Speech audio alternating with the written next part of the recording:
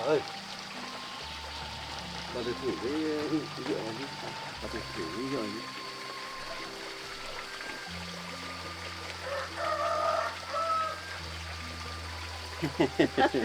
Nặng nhỉ bà nhỉ? Thơm ngon mà nhỉ? Say đấy. Phải vậy. Cái này mình ủ được đủ ngày đủ tháng ấy. Nên là nấu chắc chắn sẽ được nhiều rượu bà. Vâng. Vâng. Thơm mà bà nhỉ? Thôi bà ngồi đây nhá, để cháu đi nấu nhá. Vâng. Vâng, để cháu bắt lên để cháu đun. Để mình lấy một mẻ rượu bà. Vâng. Vâng.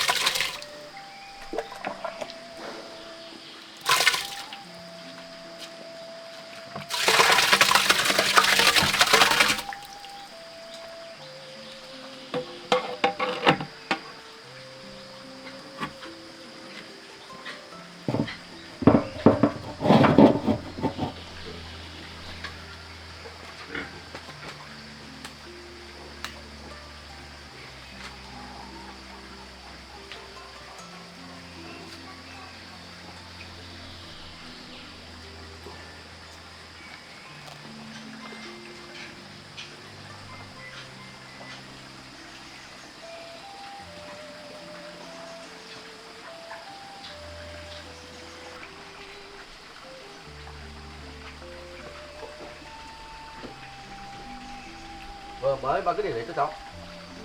Chắc tí phải đợi rượu nó ra thì mình mới hứng được. Vâng. Cháu chiết mất cái chỗ này để cho nó đỡ giò tươi. Đây, nước phải trông đấy bà.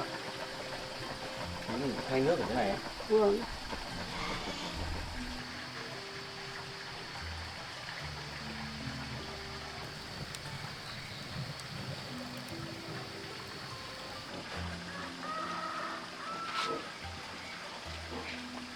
Đây cái cơm gì vậy?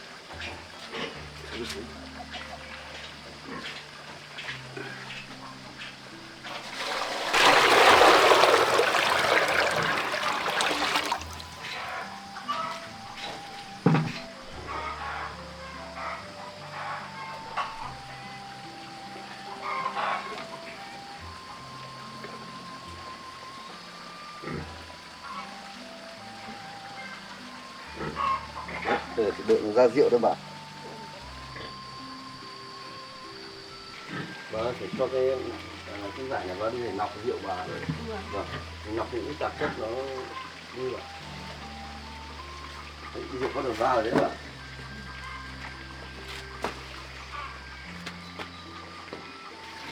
Đấy. Đây là cách trưng cất rượu ấy, truyền thống ngày xưa đấy bà. Vâng. Vâng. Bà ngày xưa bà có hay nấu Ngày rượu? xưa thật đấy. Vâng. Ngày xưa bà có hay nấu rượu cho ông uống không? Nấu rượu đỡ bằng đời. Cháu cũng chưa được nấu rượu bao giờ đâu bà. Cháu chỉ nghe kể thôi. Nhưng hôm nay nấu thử hy vọng là sẽ được nhiều rượu bà. Vâng.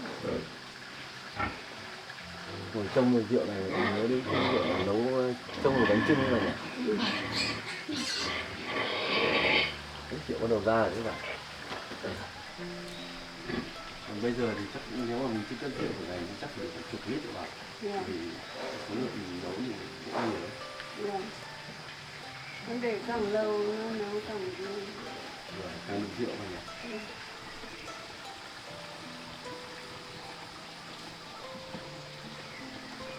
Sôi lên ấy thì nó sẽ ra mạnh hơn mà nhỉ? Nhà mẹ ra nhỏ hơn. Vâng. Bây giờ già thế này thì nó ngày không lượng lít rượu. Nó ra như này nó chỉ mới bắt đầu thôi mà, nên chắc chắn nó sẽ chảy to. Nếu nước này nó sai thật. Em vào ở đây vào trong hội cháu ngồi rượu nhé, cháu tranh thủ đi cắt một chút nước nhé. Vào đây vào trong hội cháu nhé. Vâng.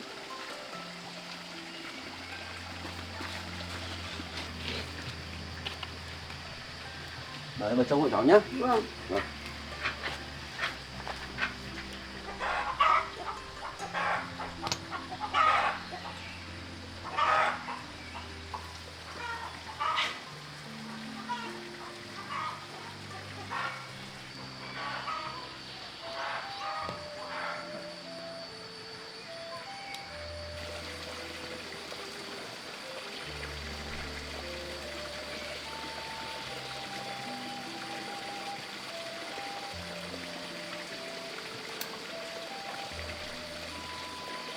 Ơi, nước to lắm bà. Vâng. Rất là non. Cái này mướp hương thơm lắm. Cái giống mướp này là loại to đấy bà. Vâng. Vâng.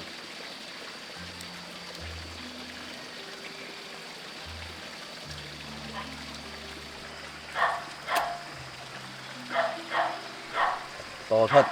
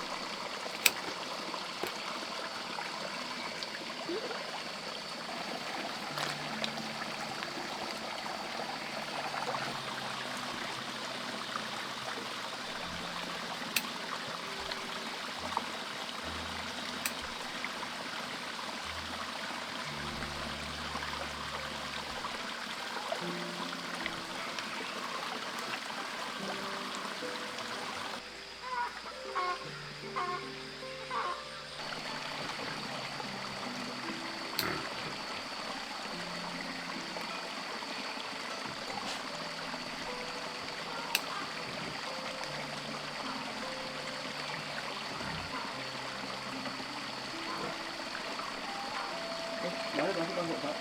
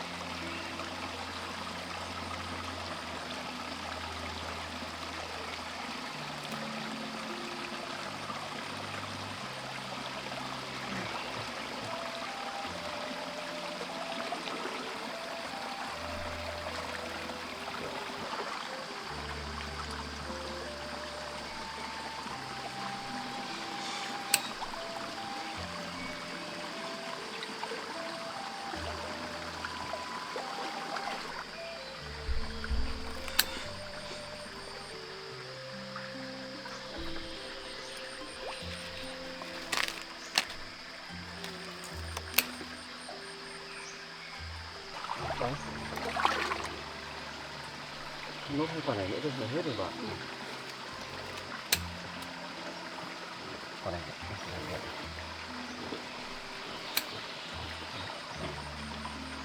Hết rồi đấy bà. Dạ hết rồi. Vâng, cái nứa này nó to quá. Đấy, cẩn thận nhé, để cháu đi đằng này thôi. Vâng.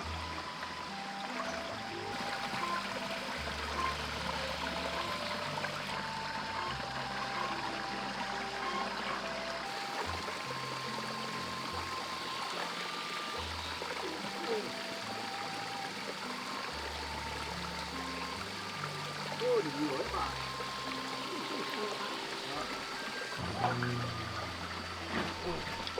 Mưa này cũng nhiều đấy bà nhỉ? Vâng. Đây mẹ bà để đây à? Ừ. Ăn quả đẹp.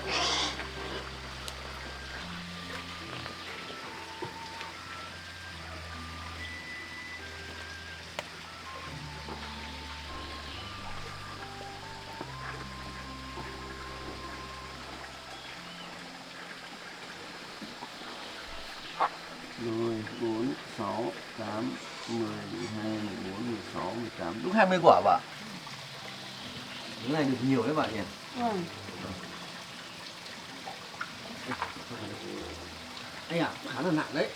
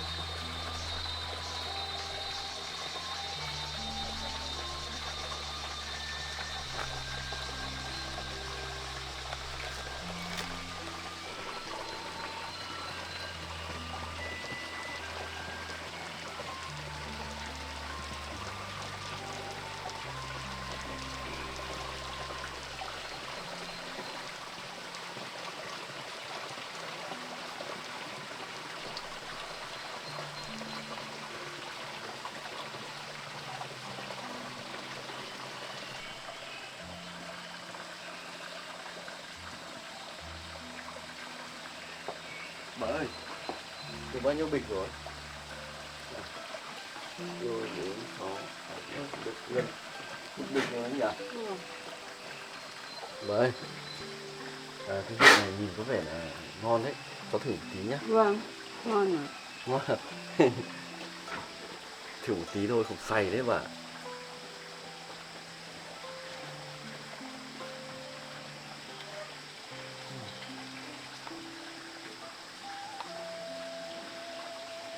Thơm lắm bà.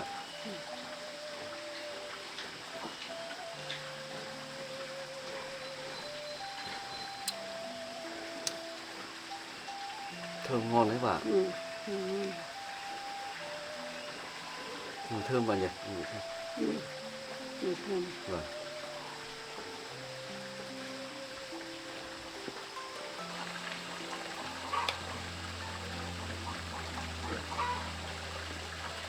Bà ơi, cháu hái nước xong rồi, cháu cũng cho vào trong gùi. Bây giờ cháu đi chợ bà. Vâng. Bà ở nhà bà trông nước một rượu cháu nhé. Ừ. Cháu đi đi. Vâng. Cháu đi cho nó sớm rồi đi nguồn nước cháu về với bà. Vâng. Bà ở nhà trông rượu cho cháu nhé. Vâng.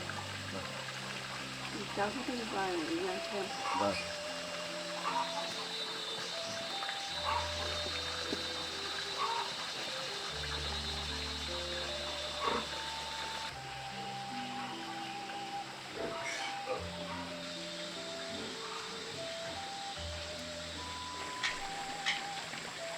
Ơi, cháu đi đi ạ. Vâng, cháu đi đi. Vâng.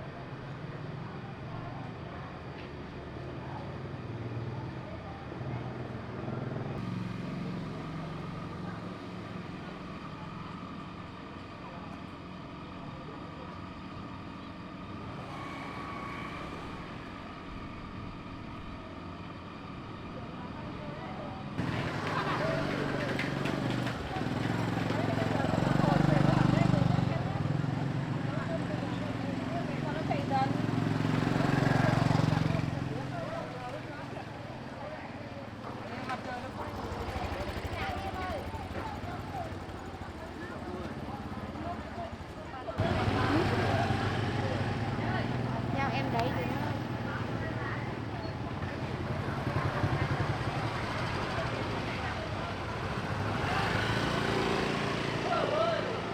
tám làm gì có xương nó mới ra quả nhiều.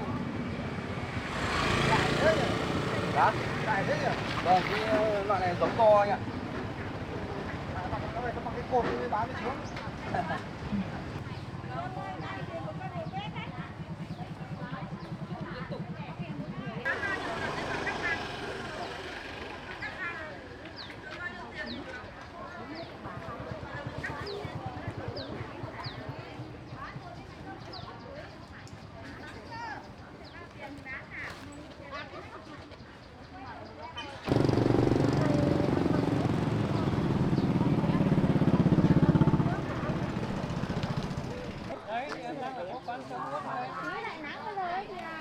Chắc mát rồi.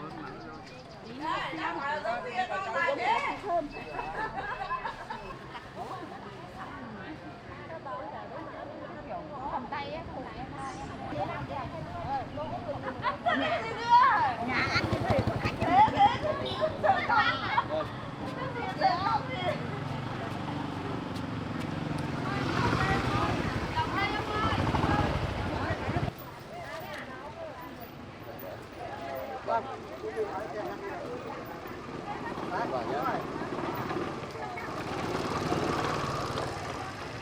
Đi anh, chúng tôi.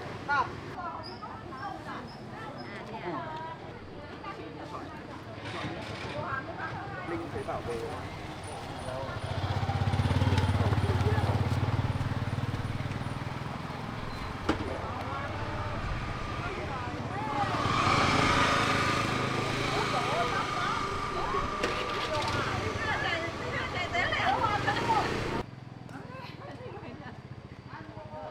có gì phải quả.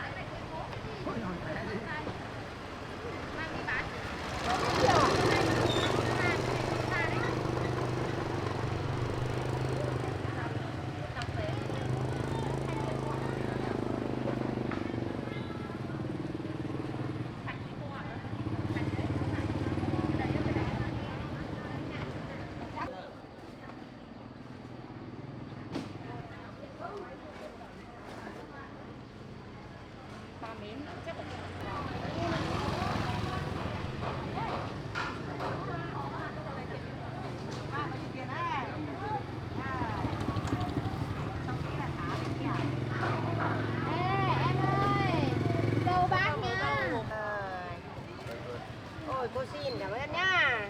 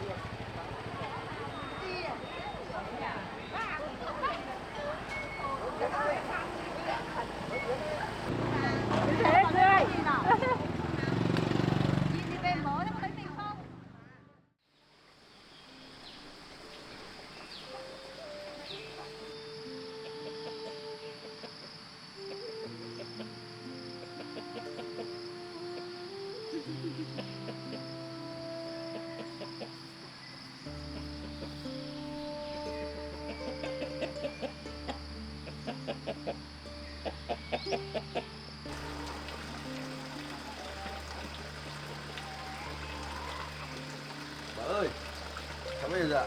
Bây giờ Bà đang bóng lạc à? vâng, Bà nấu rượu xong rồi ạ?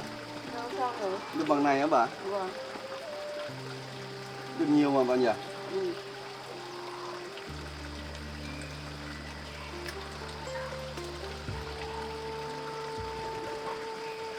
Bà cứ bắc nó tính cất cái mùi. Vâng.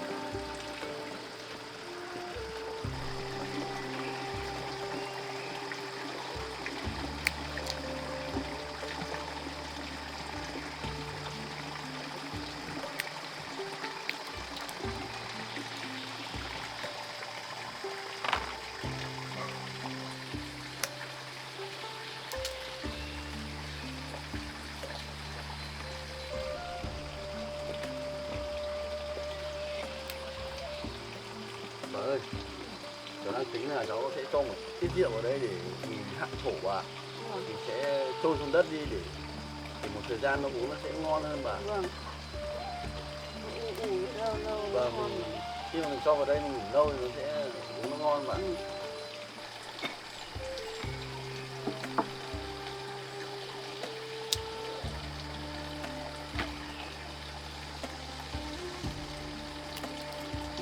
Mình chỉ là thơm rồi mình mà cho vào đây mình ủ được lâu Vâng. trôi xuống đất đi nó sẽ ngon hơn đấy bà. Này chắc tôi tầm được 3 lít, 3-4 lít gì đấy.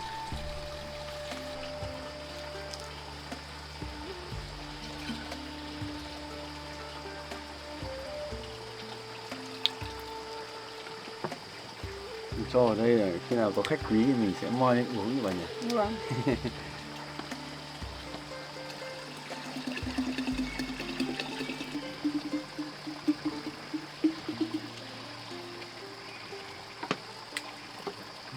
Cho được 3 lít.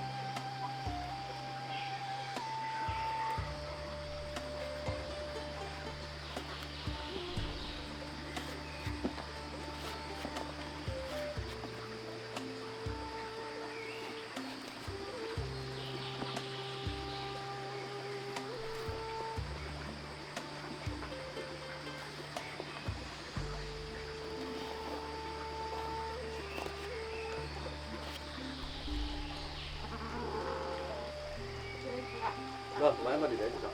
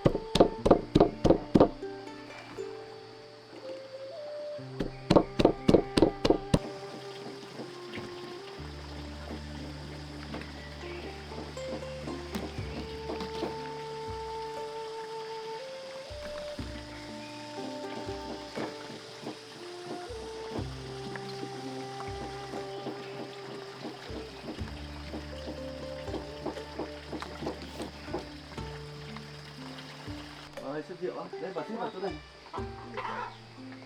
Bà đặt này. Xếp lên đây bà. Vâng. Mình để đây mình dùng dần bà. Có hộ cháu nhá, thì cháu nấu để cháu nấu ăn nhé. Vâng.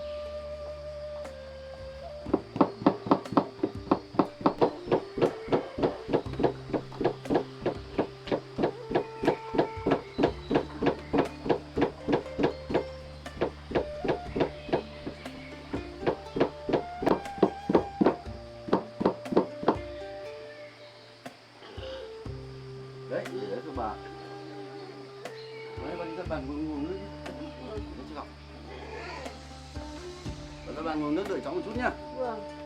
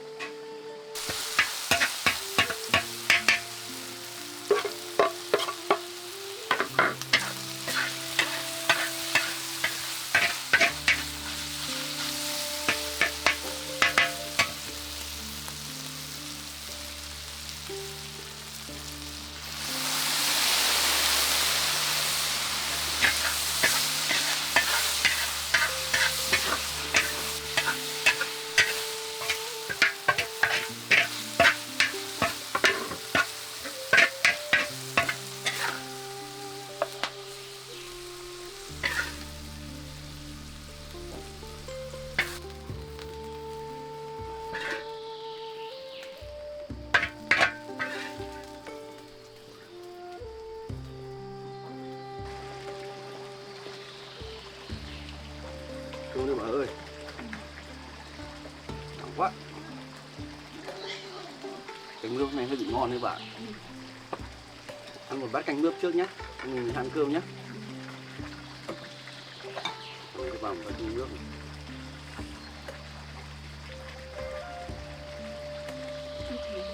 Ngon lắm bạn.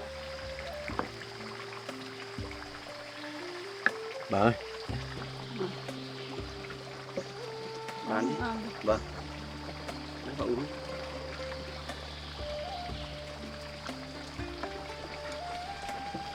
Ăn vào nhé.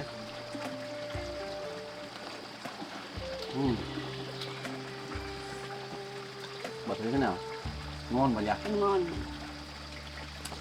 Nước nấu với nạc này ngon đấy.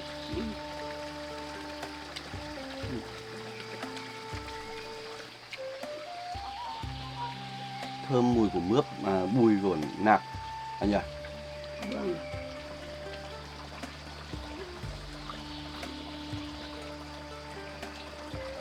Thơm bùi bà nhỉ? Vâng. Nó thơm ngọt. Vâng.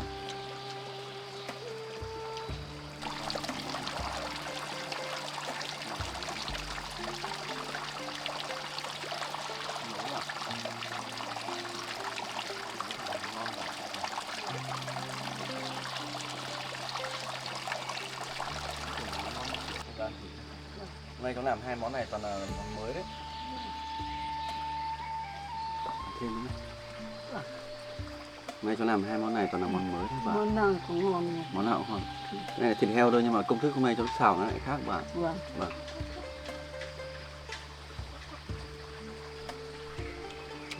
Bán nhiều nhá. Vâng.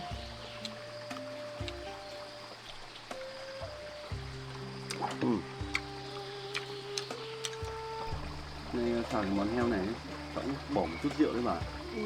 Rượu này mình nấu ấy. Bỏ vào đây để cho nó khử cái mùi. Bỏ thơm thơm. Vâng. Bỏ vào thì nó sẽ mùi thơm của mùi rượu.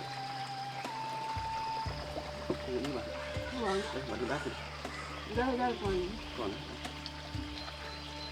Ăn chút chút.